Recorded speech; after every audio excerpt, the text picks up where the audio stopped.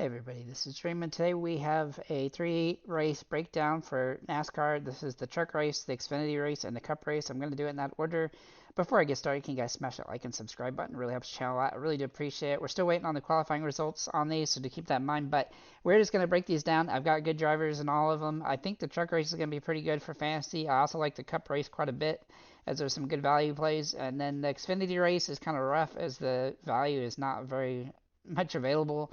But we'll get into that as we go. So let's go and get into this truck race first. So this race, obviously, this is a road course as opposed to a traditional NASCAR track. So that's going to change some of the things up. We also have a couple guys that are coming over from the Cup race here, and Ross Chastain driving in this one, which he's going to be a de facto option for this slate. Obviously, he's fairly expensive.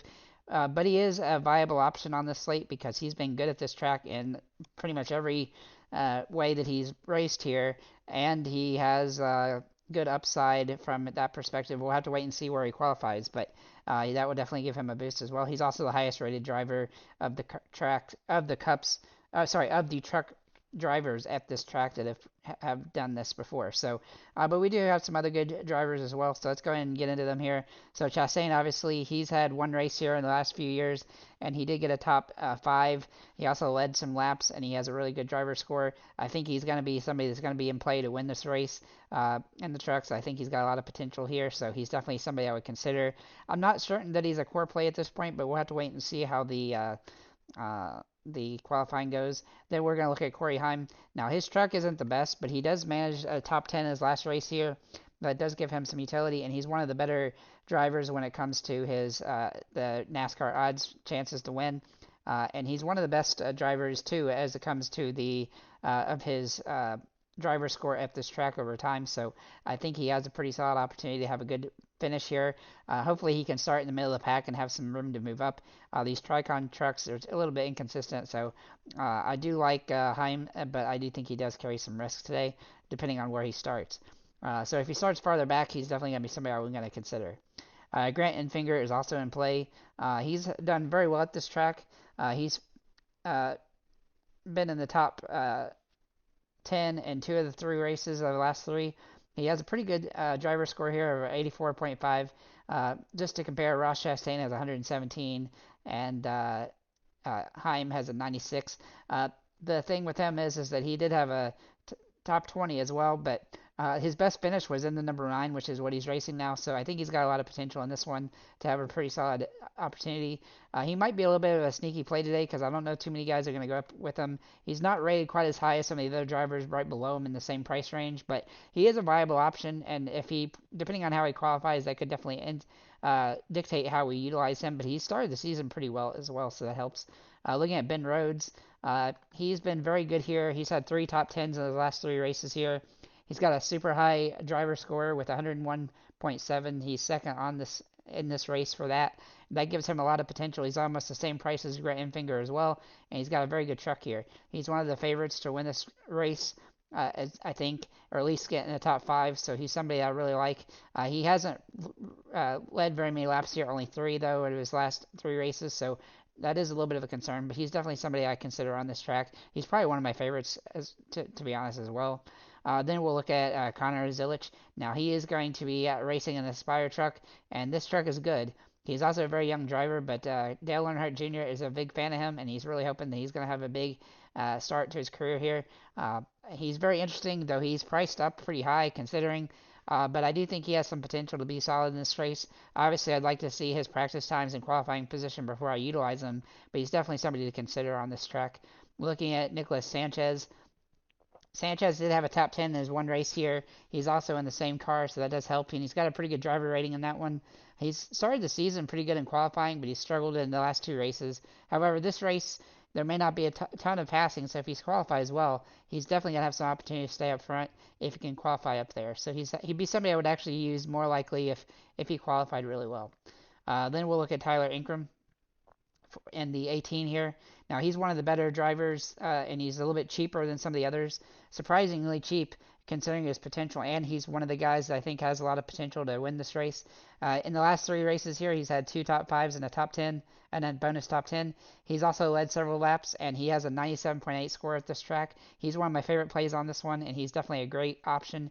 Obviously, Chastain, Rhodes, and Ankrum are all guys I think can win this race, and they have a lot of potential, as does Corey Heim for that matter. But I do think those 3 are probably my top plays in general on this track. So just to keep that in mind here. Then we're going to look at Stuart Friesen. Now, Friesen has struggled this season. He's only had 2 top 20s so far, but he does have some potential in this one, as he's had 3 top 20s the last 3 races here. He's a little bit pricey for that potential, but he has a good driver rating. He just had some, not perfect finishes here, but I do think he's got some potential in this race and has some upside, though he definitely carries more risks than Ankrum or Ben Rhodes does, and similar prices. Then we're going to look at Jack Hawksworth. Now, Jack Hawksworth is a good driver, and he's in an average truck here. He's going to have some potential. Not a whole lot to say other than the fact that he has a lot of upside, and depending on how he qualifies, it could make or break how we utilize him. But Vegas seems to like him as much as they like Stuart Friesen or even Grant Enfinger, and so I think he has some utility at this track. Then we're going to look at Lane Riggs. Now, he's in a good truck here with front row. This truck has been solid in the past, and I do think he has some potential today. This truck has won at this race before. Now, Riggs isn't as good of a driver, but he's still pretty good. And the odds here are not terrible. We'll see where he qualifies, and that'll help determine what we think as well. I'm also going to look at Rajah Caruth here. Now, he's a little bit cheaper today. He's had a pretty good finish at this track before. His history here is not great, but it's okay with a top 20 in the last race here. He's actually one of the guys that has a pretty good favorability rating at this track in general. Inspire seems like they're going to be pretty solid. Obviously, we want to see what the practice times and qualifying is, but I do think he's somebody that's interesting. And then we're going to look at Marco Andretti. Now, Marco has come over here to NASCAR for this track, and this is an advantage track for him, as he is a road course racer a lot of times. He has got a top 15 truck. The question here is if he can, get it up there. But he's nice and cheap, and he's definitely somebody to consider. We'll have to wait and see also, obviously, his qualifying, but he definitely has that potential today. I did want to mention Carter Fartooth. He looks like a guy that he's a racing instructor turned truck driver for this race, so he doesn't even have odds in Vegas, but he is an interesting play. I also think that Salas, if he qualifies, he'd have some interesting position play based on his price, but those guys are just Hail Marys at this point. We just don't know enough about them really to do that. Looking at other drivers, Wallace Allen at the bottom of the race here is going to be a very crazy Hail Mary. A top 20 is definitely possible here, but it's a very high risk, high reward because he probably won't get beyond like top 22 or something.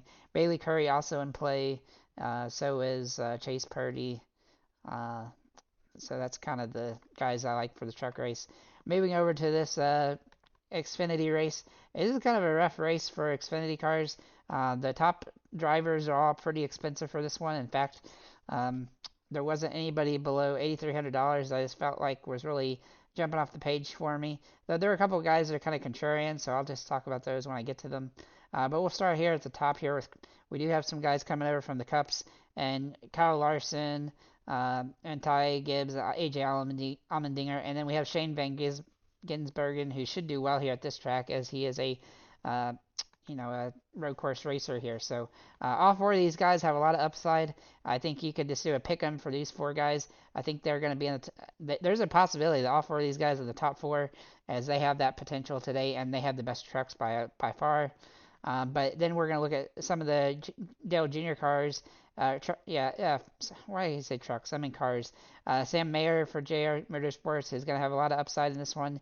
He's been pretty good here in the past with 2 races and 2 top 10s in those. He's also led some laps, and he actually has a pretty good ceiling here for this one. We'll have to see where he starts and finishes, but I think he's going to have some upside in this track, and he's one of the best guys outside those top 4 that I already mentioned. Then we're going to look at Justin Allgaier, another Junior Motorsports car. He's going to have a lot of potential as well. He has probably more potential than Mayer when it comes to leading laps, and probably getting a little bit higher. I would expect Mayer and Allgaier both to be in the top 10, and maybe one or two of them get in the top five, and so that would help fantasy wise, obviously. And they're a little bit cheaper than those tall guys, but I don't expect either one of them to get the win. I just think they're going to be real close to potentially getting there. I also like Sheldon Creed a lot today. The thing with Creed is that he definitely has a good car here, and he's had two top tens the last two races here. He's also led quite a few laps, and he's got a better rating than Justin Allgaier actually. But I do think Allgaier and him are both in position to be pretty similar. In fact, I could see Mayer, Allgaier, and Creed all finishing right around each other on this track. Looking at Austin Hill, he's kind of a sneaky play. I think Roger Childress is going to do pretty good here. The question with him is that he's had a DNF in the other one of the two races he's raced here over the last three, and so that does concern me. But he's been very solid to start the season, and he's going to be a sneaky play on the slate as he's a little bit cheaper than I expected him to be. Then we'll look at John Hunter Nemechek. Now he obviously can do good at this track, and he's got a good car for it. The one race he's been here though, he finished 27th. I'm a little concerned about that, but I think that was more of a fluke than anything. I look for him to compete in this race and try to get a top 10 at the very least. Then we'll look at Parker Kligerman. Now, I don't typically like Parker Kligerman, but he had a top 20 at this track before. He's a little pricey, but he has a pretty good driver rating for this race, so he's somebody that's in consideration. Not a must play, but he's kind of a contrarian option. Chandler Smith is also interesting. Joe Gibbs cars look like they're going to be pretty good for this track, at least for the Xfinity race. And he's priced pretty fairly here. He's also had a top 20 here before. Not a must play again, but he definitely has some upside. He's also started the season very well, and that gives him some up potential. But this isn't necessarily his kind of track. Now then we're going to get to Sammy Smith. Now this is a guy who I do think he's basically a core play for me. He's only raced here once, but he had a top five, and he's got an extremely good driver rating of 112. So I think he's a great option on this, and he's also been good so far this season. Obviously, I want to see where he qualifies. That will definitely influence something as well. We have a couple other guys that we could consider today. Riley Herbst, Brandon Jones, Anthony Alfredo. Those three guys all have some utility. They're kind of mid-range plays. They're kind of avoidable, but if you have one guy left and you have $7,000, $8,000 left, then picking one of those guys is definitely going to be the way to go. Another guy that we could look at would be Jeb Burton. Now Jeb has got to struggle throughout the season so far, but he's been good at this track in the past. He's had a top 10 and 3 in one of the last races. He needs to start at the back to really pay off, but I think he's somebody that could pay off if he starts in the back and has some potential. Alex LeBay also somewhat interesting today, as he's been okay here at the past with two top 20s, but he also needs to start in the back, though he has had a DNF, so that is a little bit of a concern. Preston Pardis is one guy that's had some success here in the past, and when I say success, two top 20s in the past three races, but he's not particularly great. He'd have to start literally at the back for me to even consider using him. And then that's pretty much all for the trucks. You could go with some of these guys that haven't really raced before, like Daniel Covette or R.C. Anderson or Patrick Gallagher, but I think they're going to be high risk on this one. So Haley Deegan's also available, which she's dirt cheap now, but she's really struggled this season, so I'm not sure that she's going to be super viable. Looking at the Cup race, though, we got some drivers that we like across the board fantasy-wise, and I do think we have some good options here. This race should be dominated by several guys at the top, though, and Tyler Reddick is definitely going to be one of them. He's priced up for a reason. He's had two top fives in the past three races here, including three top tens. He's got a win as well with 43 laps led. He also has a good driver rating. In fact, the top's on this track, so I think he's a great option on the slate. But there's going to be a lot of guys that are going to be pressuring him for the win, and Chase Elliott is definitely one of them. He's also super expensive, but he's also had a win in the last two. And two top fives in the last two races here. He should have an opportunity to be up there. His worst finish here is fourth, which is actually tied for best on this track, so I do like his potential in this one. I also like William Byron. I think Kendrick cars look really good for this track.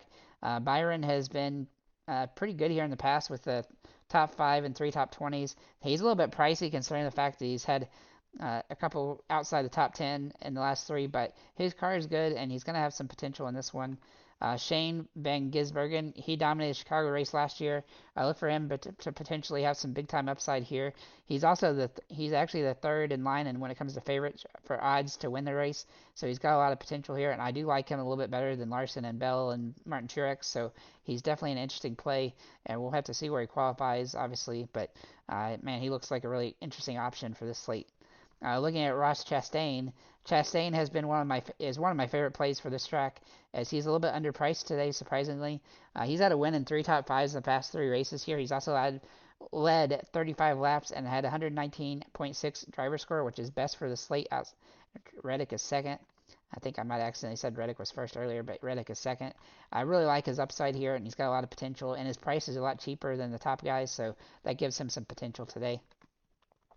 Moving into some mid-range guys, we'll look at Michael McDowell. McDowell has, in the last 3 races, he's gotten the top 20 all 3 times. He's a little bit of a sneaky play, depending on how he qualifies, but he has actually some pretty good potential, and this car is really good for this track, so I like his upside. And his worst finish here has been 13th, so that gives him some potential.